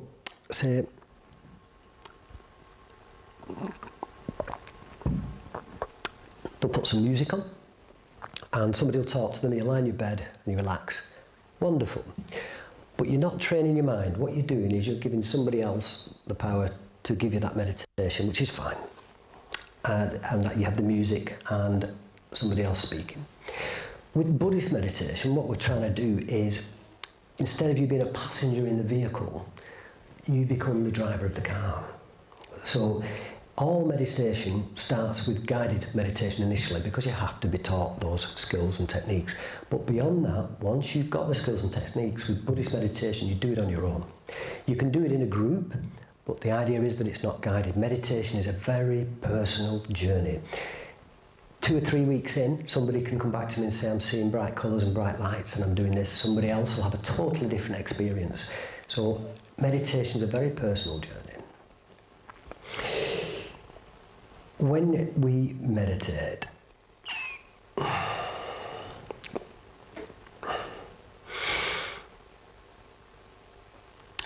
you'd learn the preliminary meditations. The first one would be concentration. This is bringing your attention in onto the breath. This is the most basic form of meditation, and it's used all over the world. It's used in martial arts, yoga, and other disciplines too. It's also when you use the breath. I do sport, and if I do a run or a swim or a cycle, once I get my first hour out of the way and I'm into it, my attention comes back to the breath. So endurance sport can be meditative too. You can have the same experience. There's lots of ways to find inner peace. The reason I focus on meditation, you can be in nature, you can do sport, there's lots of things to do. Art is a wonderful one. It's different for everybody, but meditation works for everybody. Now, I've had people come back and say, well, it didn't work for me. And then I ask them questions and I say, so have you meditated every day? And they went, yeah. I said, did you meditate this morning? They went, well, no, not this morning. I didn't have time this morning, but I did it yesterday. All right, well, and did you do it on Tuesday? Well, I did the morning one, but not the afternoon. And you find out they've not meditated. Now, and this is really important. Meditation can be cumulative or it can be reactive. It's very beneficial to meditate. If something happens in the external world and you become stressed, you can meditate and you can reduce your stress. Brilliant. You will not find inner peace from this. This is simply reducing your stress. To develop inner peace, instead of being highly stressed, imagine this as 0, reactive meditation, you'll be highly stressed and you can reduce your stress. But you're always in this stressed area. If you develop a regular meditation practice, you meditate every morning, every night, what happens is you develop inner peace. It's very different. As you meditate, you become more peaceful. And then when external events, you have a response to an external event, you become less peaceful. You're in this range. So you're either spending a life in peace or a life in stress. The difference is cumulative meditation, where you gain momentum and develop inner peace. To do this, you need to meditate every morning and every night. Now, life's not perfect, and there may be times where you can't. We'll accept. But your intention has to be, you've got to make that time. Now, some people say, I've got to get up early. I've got to go to bed later. That may be so, but the quality of the sleep you get will be miles better. Instead of having 8 hours where you're tossing and turning, you might have 7.5 hours where you sleep like a baby. A good way, if you intend to meditate and you do it and you think, I'll do it in the morning, and then it gets to 9 o'clock, I've not got time, I'll do it at lunch. Then lunch comes, tea time, and it gets to the evening, you think, oh, I've not time, I'll do it just before I go to bed, and then you're knackered and you don't do it. What you need to do is it needs to be regimented, it needs to be integral into your daily routine. So when you meditate, you need to attach it to something. Now for me, this is what I tell everybody in my workshops, you attach it to cleaning your teeth, right? It's not a conscious decision. When I get up in the morning, I clean my teeth. When I go to bed at night, I clean my teeth. When I clean my teeth, just before or after, I meditate. That's how it's got to be for it to work. For you to get maximum benefit out of this, for it to change your life, between 7 and 14 days doing this practice, for it to change your life, that's what you've got to do. You've got to decide what you want. Remember, it's dead easy. It just requires discipline, effort and dedication. The meditation that we'll do tonight, we'll do the concentration meditation, which is the most basic meditation. It's focused on the breath. We also do visualization, where you use the mind to imagine stress leaving the body. We also do observation, also known as mindfulness, where you learn to observe your own thoughts. It sounds complicated, but it works really well. If I'm here and you're over there and I'm looking at you, then I know you're not me. So just by the act of observation, you create separation. So if you have an angry thought and you sit back and you're peaceful, and you look at it and you think, actually, I'm not angry, it's just an angry thought. You realise that You don't have to be immersed in some of the negative thoughts and emotions that you have in your body. You can create separation and distance, and you can actually not pick them up, right? You can just learn to recognise them and think, whew, thank God I nearly picked that one up, but I'm not going to pick that one up. Concentration, visualisation, observation, and vocalisation, which is mantra. Now, when you use mantra, transcendental meditation use mantra internally. Buddhist meditation, you're generally using mantra externally. So you'll be chanting. Again, we do this in the workshops, but we don't use this till the end of the workshop, because at the beginning, remember what I said about transcending fear and following your Dharma? At the beginning, everybody's thinking, I'm not doing that. But somebody listens to it, they'll think I sound silly. At the end, everybody's chanting away and nobody cares. It's beautiful.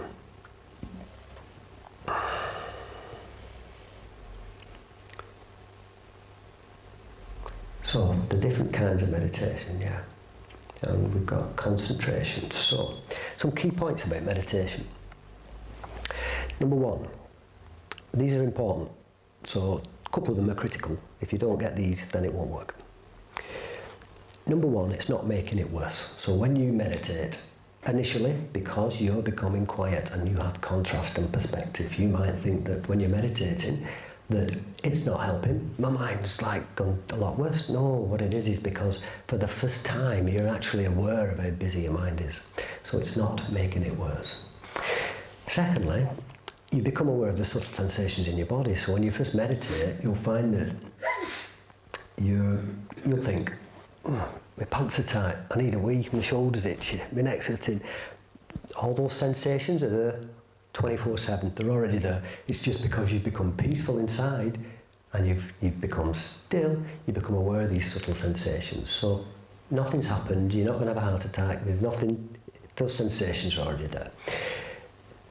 These two are the important ones. The first one is it's no bad meditation. When you meditate, you'll have one day where you meditate, and what you'll do, you'll bring your attention in, focus on your breath. And you might be able to sustain it and focus on your breath for brief periods, and it's beautiful. You have you experience oneness, a satori. You can be chasing it.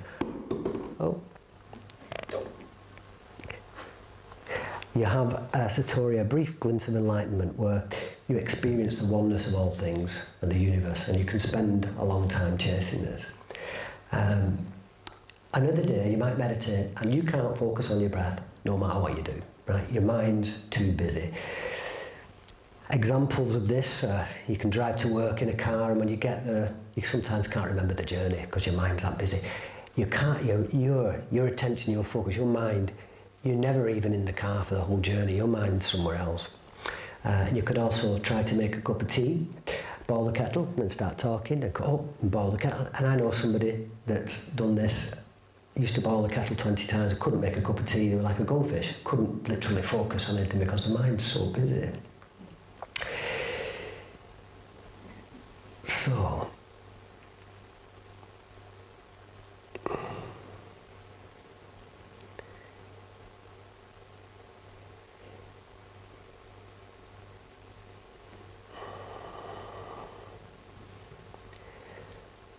subtle sensations of the body. And there are no bad meditations yet. So you'll have a busy mind sometimes, and you'll think this is a terrible meditation. It's really important not to judge a meditation. There are no bad meditations. Quite often when you have a meditation and you feel like it's not going well, that's when you need it the most. That's when it's most beneficial. So don't think that on those days it's a bad meditation. It's not. There are no bad meditations. Don't judge it. And finally, the most important thing when you meditate is not to get frustrated. When you meditate, what will happen? You'll try and focus on your breath. Your mind's going to wander. Yeah, it's going to go over here. This is part of the process. In order to become a successful meditator, you have to go through this. And it doesn't mean it'll pass forever. You'll have good days and bad days where your mind's busy, your mind's not busy. I wouldn't call it a bad day, just when your mind's busy. Your mind's going to wander, and then once you realise your mind's wander, you gradually bring your attention back to the breath. In this process, you must not get frustrated. Each time this happens, every time this happens, you've just taken another step down the road to becoming a successful meditator. It is part of the process. It's the road you must travel. When your mind wanders and you bring your attention back to the breath, each time this happens and you practice, this time will reduce, it will get easier. But no frustration. If you're like, oh God, I can't believe it, I'm not concentrating. If as soon as frustration, as soon as you put resistance into that equation, your meditation won't be effective, right? No resistance in the system, no tension in the system, you've got to take that away.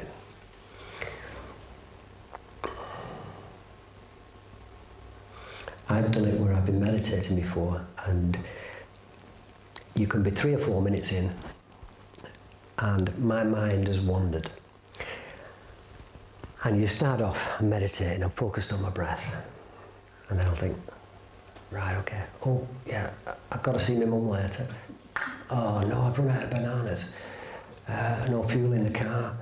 Oh, yeah, I must remember when I'm writing that essay I'm writing for that magazine, I must remember to add this bit in, and boom, boom, boom, boom, boom. You can be 5, 6, 7 minutes into the meditation and completely forgot you're meditating, your mind's that busy. This is part of the process, so accept everything, surrender to the process, no resistance whatsoever. This is how meditation's going to work. So, we're going to meditate. When we do a Buddhist meditation, what happens is you learn how to train the mind. So rather than being a passenger in the vehicle, you're going to learn how to drive the vehicle. Through even just this simple breathing meditation on a repetitive basis, experiencing inner peace and developing inner peace on a daily basis over a sustained period of 7 to 14 days, you will notice everything in your life gets easier. You will notice you'll start to feel good. You will notice every aspect of your life improves. What have you got to lose? Try it. For the Buddhist meditation, you put your feet flat on the floor. And you're going to put your right hand in your left hand. Now these are guidelines, so they're not compulsory, it's the preferred technique, but if you're not comfortable, just do whatever's comfortable, it's all fine.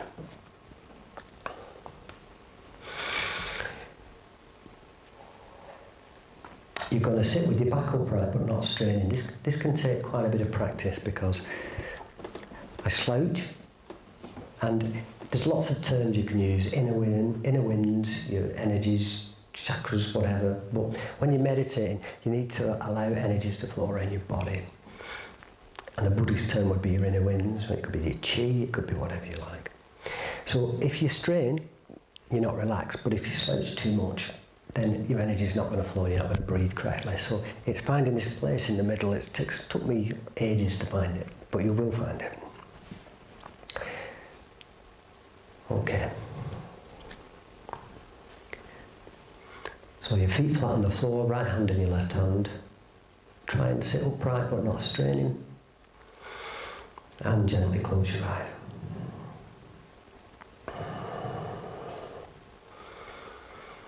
And to start, we're just going to take 3 deep breaths. And as long as you don't have any breathing problems, you're going to use your nose. So it's 3 deep breaths in through your nose, and 3 deep breaths out through your nose.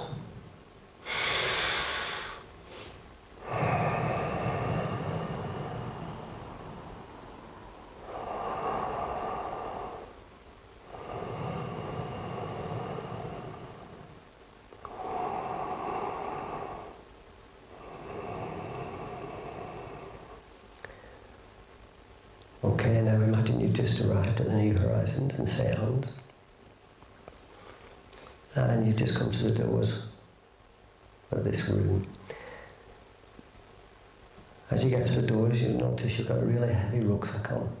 Now this rucksack is full of all your thoughts about everything you did today, your journey here, what you had for tea, and everything you're doing later and tomorrow. And this rucksack's really heavy, and you're going to take it off and put it on the floor and leave it outside the room. And for the next 10 minutes or so, you're going to bring your attention inwards into this room and become fully present and in this moment. Now keep bringing your attention inwards. And now bring your attention into your body. And just become aware of the sensation of your feet on the floor. And your bum and your legs on the seat. And just release any tension at your shoulders and neck. Just wriggle them around if you like. And then keep bringing your attention inwards.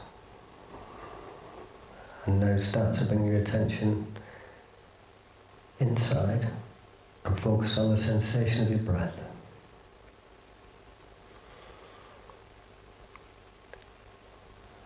Breathing in and out through your nose, breathing cooler in through your nose and warmer out through your nose. Now don't try and control your breath, fast or slow, deep or shallow, doesn't matter, just observe the breath. Breathing cooler in through the nose and warmer out through the nose.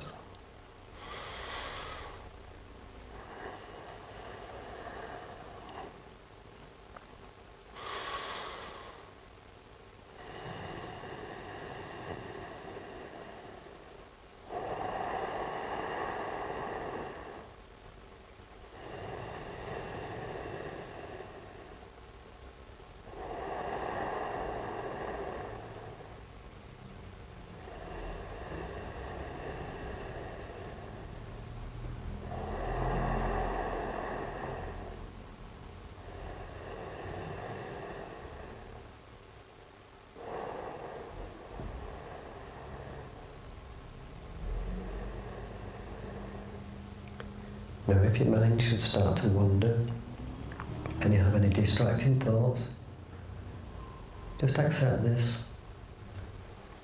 Remember, you're learning how to meditate. This is part of the process. Each time this happens, you're moving further down the road to becoming a successful meditator. So no frustration here. Just accept this and then gradually bring your attention back inwards and focus on the sensation of your breath.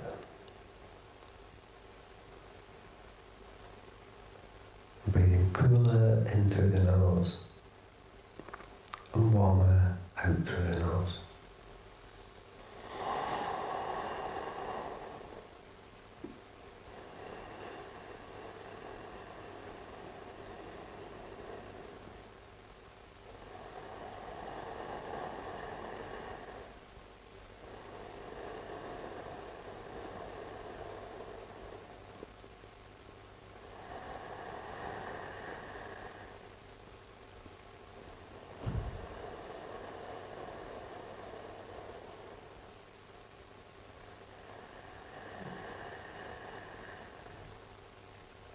Breathing cooler in through the nose and warmer out through the nose.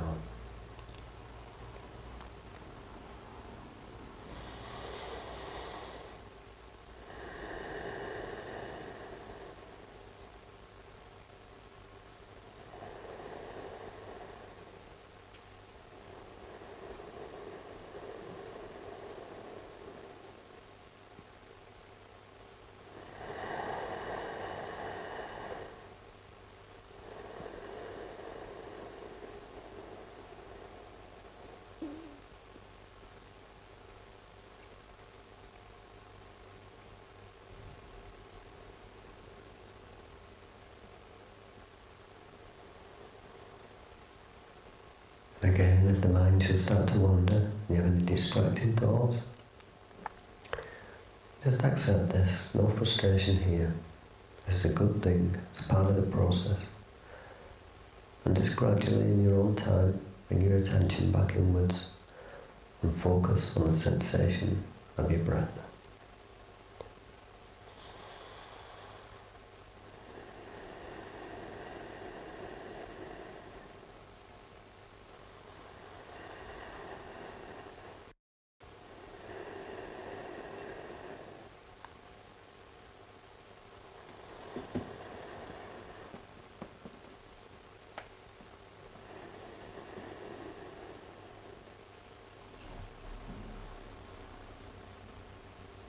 Breathing cooler in through the nose and warmer out through the nose.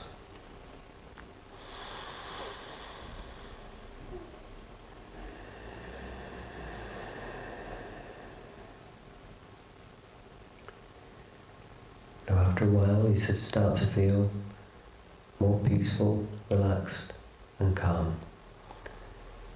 Now this space you've created, this special place inside, you can visit here anytime you want. This is your space, your place. And if you go through your day and you do start to feel stressed or anxious or agitated or angry, at any time you can just focus on the sensation of your breath, gradually bring your attention back inwards and return to this calm, peaceful, relaxed and happy place.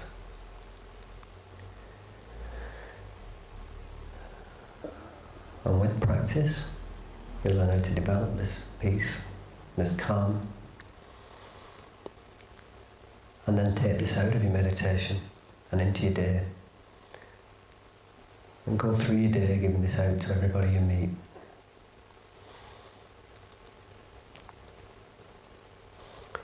Now breathing cool air in through your nose and warm air out through your nose.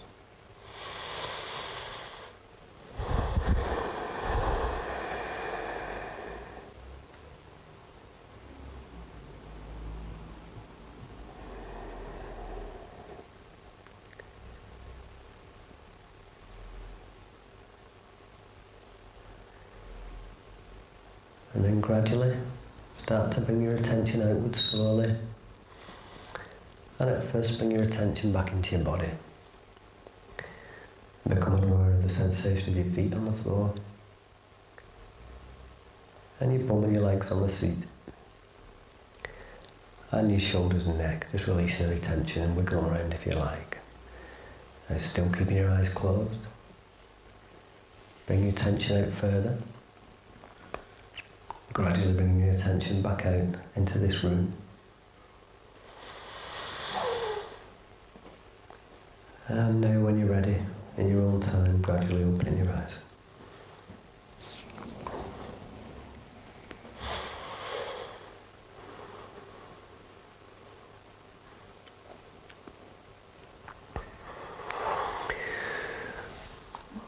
Okay everybody, I'm just going to finish up with a couple of things if I can, and then we'll do some questions if there are any at the end.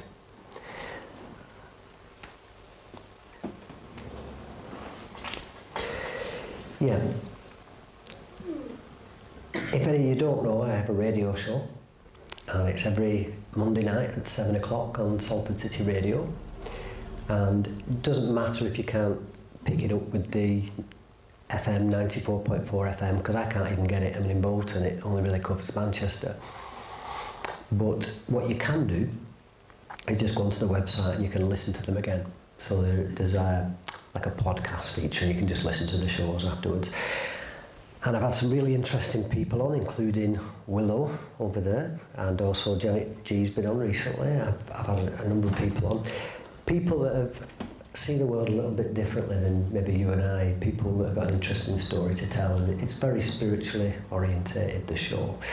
But I've also recently had a friend of mine on who's an ex-Special Forces guy talking about adjusting, coming back into society and some of the problems he's faced. It's a very open and honest show, so I think I say in the book, in order to fix anything, we have to talk about everything. We can't deal with a problem if we don't have all the information. We've got to learn to start talking, connecting and communicating.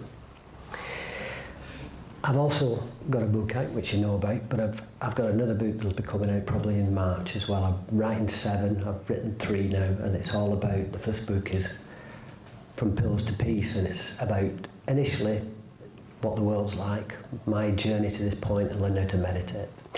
The second book, Moving Forward, Learning How to Glide, is about, so now we've got inner peace or developed some level of peace, then we're going to start addressing thought processes and conditioning and changing that. And then the third book, we're moving on to the evolution of consciousness and world peace and many other things as well. I do workshops where I teach people to meditate. I do one-on-one sessions as well. Not as many of those now, but I've got a workshop coming up in January. It's on the 12th of January. It's in a place called Z Arts, which is like a theatre in Manchester, and it seats 200 50 people, I think, so it's a big affair. And if anything I've said today has resonated with you, I'd love you to come, because I think I can make a difference. I think I can help a lot of people. That's my primary motivation. There are two ways you can go through life, and some people pursue money and they end up, you're doomed to misery, because you might make some money but you'll never enjoy what you do. The other way is to follow your heart and your dharma, to do what you love, and then you never work another day in your life. Everything you do with passion. You're not worried about what time you finish, what time you start. You do it because you love it. And when you love what you do, you'll be surprised you'll become very good at it. And then when you become very good at it, usually you get paid at the end as well. So one's winging it, the other way is following the money. Don't follow the money, follow your heart. The money will come if it's meant to, and maybe you don't need the money. I don't know. So shalom, thank you all for coming. And if you have any questions, and I think I've done really well there for time, because that's what I was aiming for.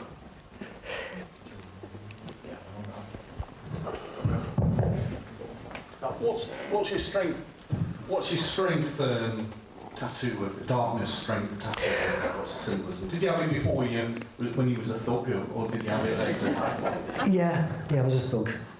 But even though I was a thug, I'll do something now. Don't be weirded out, I just want to do something, right? So I'm just going to move away from the mic. Look at the tattoos on my back and I'll tell you about them. Look at this.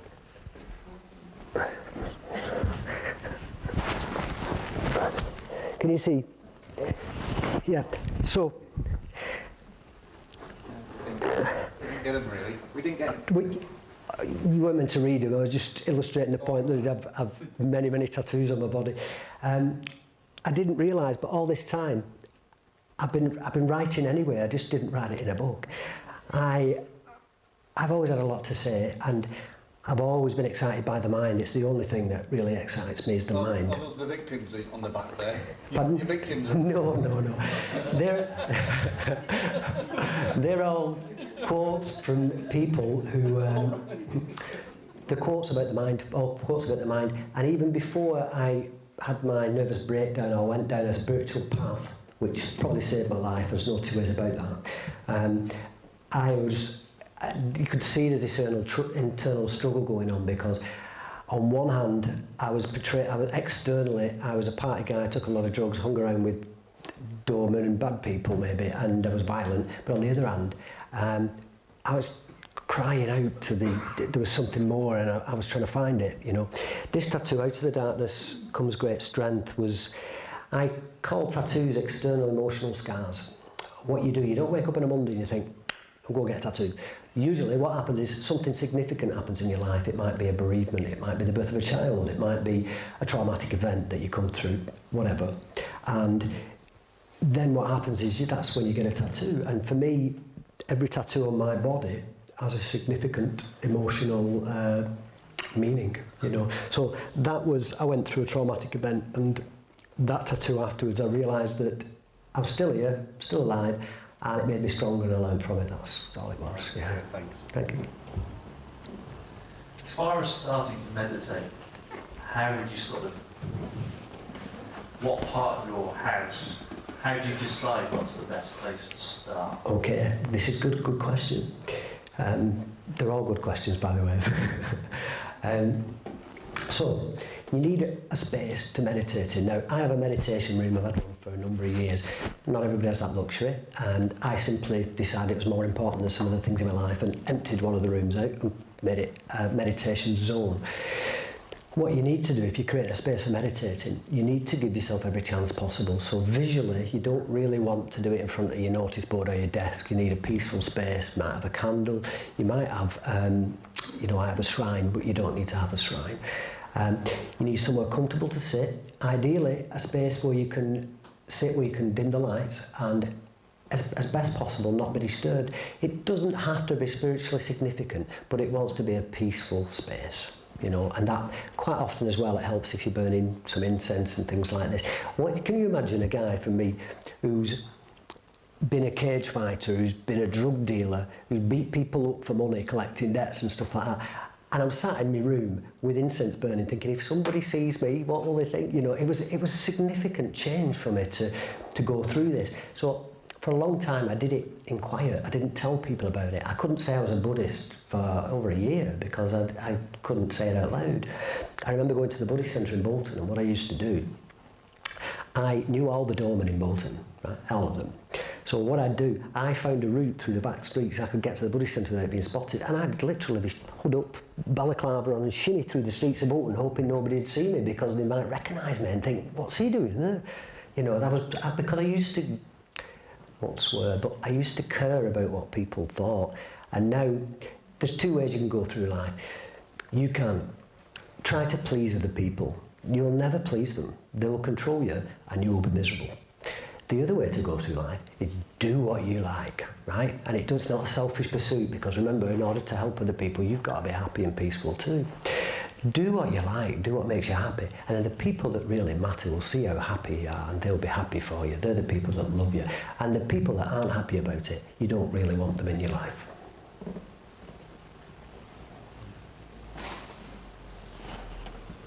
Any more?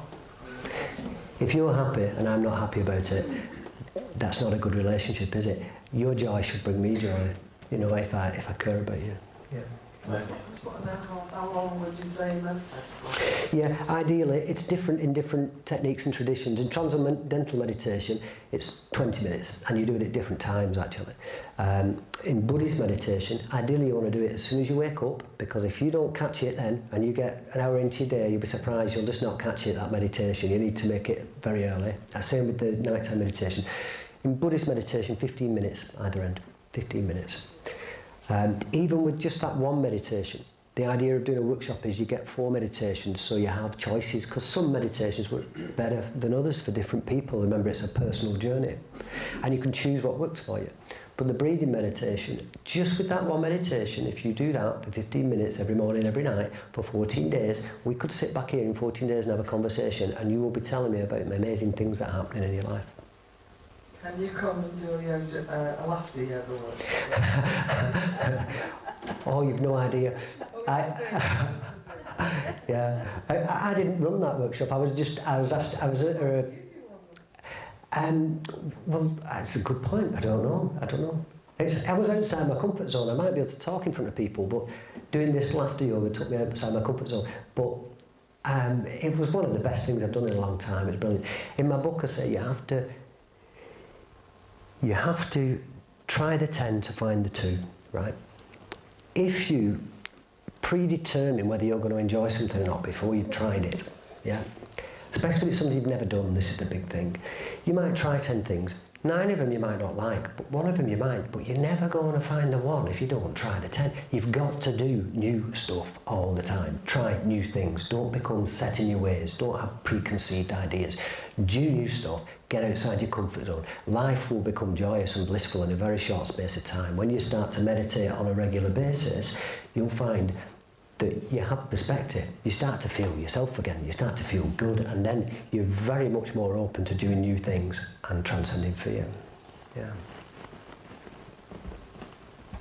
Patrick, so in your past, when you've been rubbing shoulders with druggies and gangsters, and you've found this journey, which is about you, yeah, and getting yourself in the right place.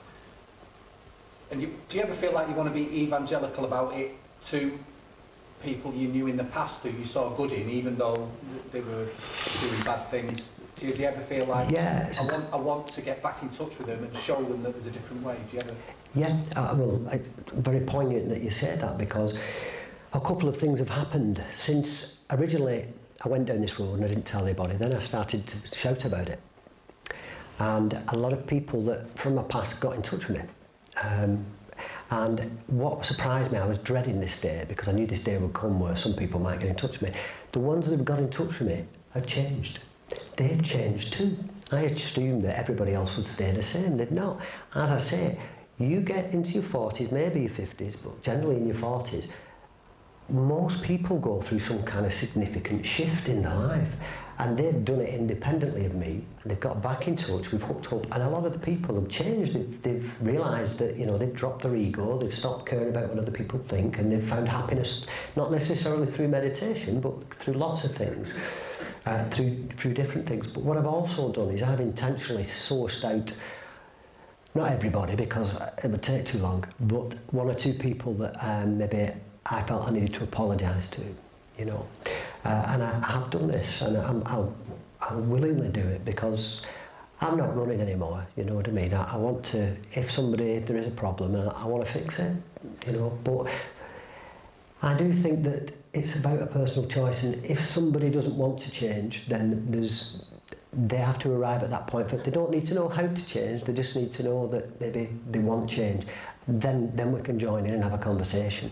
But I find it quite sad. You'll see some people, there's two types of older people that I encounter, usually, and some are like children again, and they don't care what anybody thinks, and they're daft as a brush, and they're experiencing joy and bliss. Others don't cut the ropes, they don't surrender, they don't let go of the past.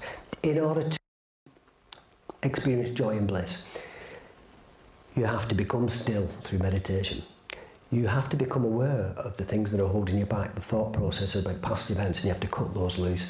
Then you have to choose which direction you're going to go in, using the correct compass to navigate, which is experience joy and bliss and helping other people, and then you move forward in that direction. That's how you experience a joyful life. If somebody isn't ready to make those changes, then there's not a lot anybody can do. They have to arrive at the point of change, you know, the shift, on their own usually. You know, some people are very lucky. What they can do is go through life, realise they're out of alignment, and before anything breaks, they can pull it back. You know, but I wasn't that lucky. I just kept pushing down the road and became very ill. Yeah. I'm not sure if I answered your question. I just veered off and said what I wanted, but I think it'll have to do. Sorry. Have you noticed, in your meditation shops, do you ever get anyone saying that they get really, really cold doing meditation, and do you know what causes that? Yeah, I'm recalling, I've taught a lot of people to meditate. I can only recall one woman that got cold, and I think that was because the heating broke.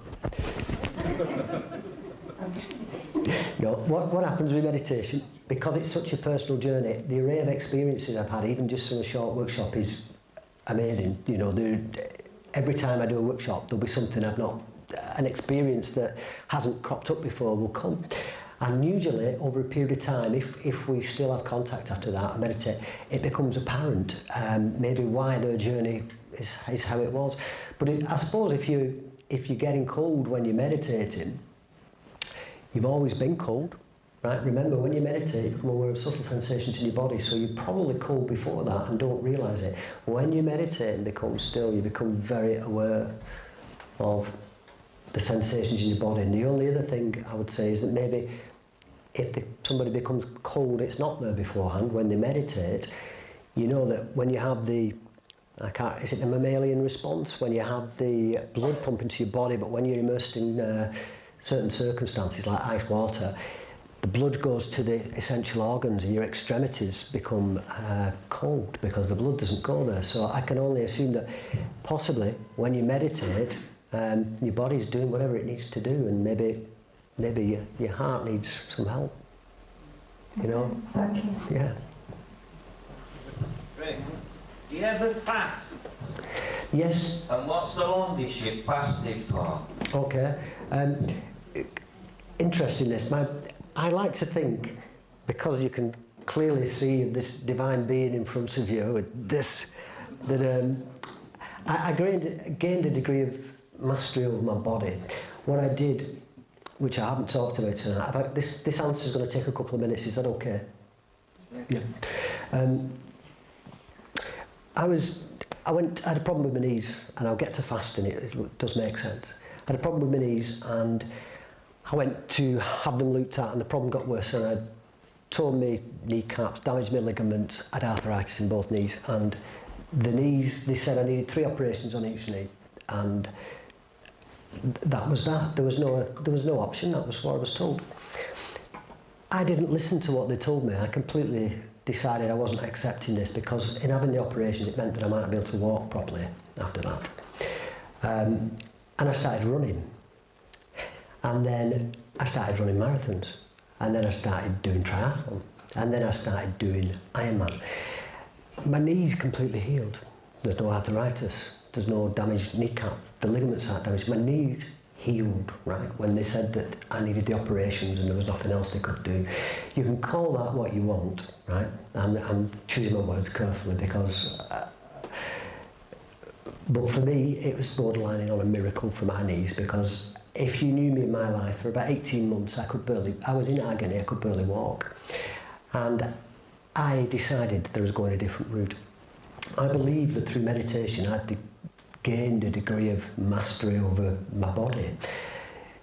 The mind is far more powerful than the physicalities of your body, and I do believe that this is an incredible healing machine, and given the right circumstances and environment, amazing things can happen. Have I fasted? Yeah, I fasted many times, and what I learned is I took my body weight. I was on steroids and I was a bodybuilder, a bit of a thug, and I was about 15.5 stone, but I was built like a tank. I was a big guy. Not fat either, you know, I was a big guy. And then once I went to meditate, my body weight started coming down. And obviously I stopped taking steroids, and then I stopped eating and putting as much junk in my body. And then I decided that I wanted to get my weight down to 10.5 stone. So that's what I did. I simply became very aware of what I was putting in my body. And I got my weight right down to 10.5 stone, and then I went down to having 1 meal a day, which was normal, but I was only eating really healthy food, you know, natural ingredients. I then I could go for several days without eating. I've never done an elongated fast. I've never done a week, 2 weeks, anything like that.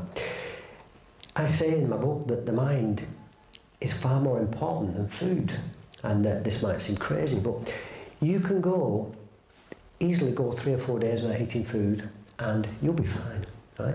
If your mind isn't working correctly, you might not even see the sunset, you might not even make it through the day. This is where people experience despair, become too unhappy, depressed, and take their own life. And it's very sad, I had a girl promoting, when the book first came out, I had some celebrities promoting this book.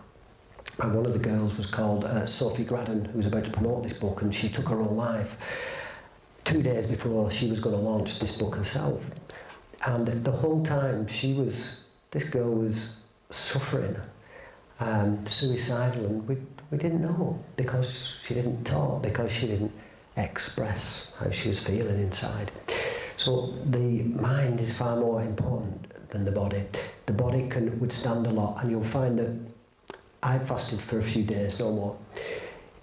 If you put the right stuff in your body, you can drastically reduce your food intake. If you're getting correct rest and sleep, you can drastically reduce your food intake. We all eat way more than we need to, and we're constantly putting toxins and poisons in our body. As a nation, we're killing ourselves. We're doing it every day. We're just putting junk in. And I'm not perfect. My life is far from perfect. Recently, because of circumstances, I've been working 19-hour days for 3 months straight, 7 days a week. And my diet veered off and I started eating junk. So at that point I had to make a decision, prioritise things. But when I'm peaceful inside, when I'm calm, and when I'm in a good place, I have a lot of mastery over this body, and I've never attempted it. I imagine I could fast for quite a long time. But yeah, I wouldn't say I fasted for long periods, but I was having 1 meal a day for long periods, and my body weight dropped and I was super healthy. And my times where I was running, swimming, you'd expect them to go down, because but actually, because my body weight went down, I mean, as a triathlete, you do not want to have fat on your body, it's a disadvantage. So I just shed all the fat on my body, you know. Again, probably not the answer to the question you asked. Thank you very much, Patrick. Very inspirational talk.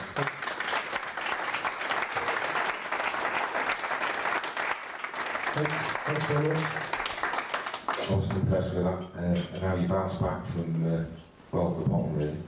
So, yeah, hats off to you, mate. Well done. Thank you. Thanks very much.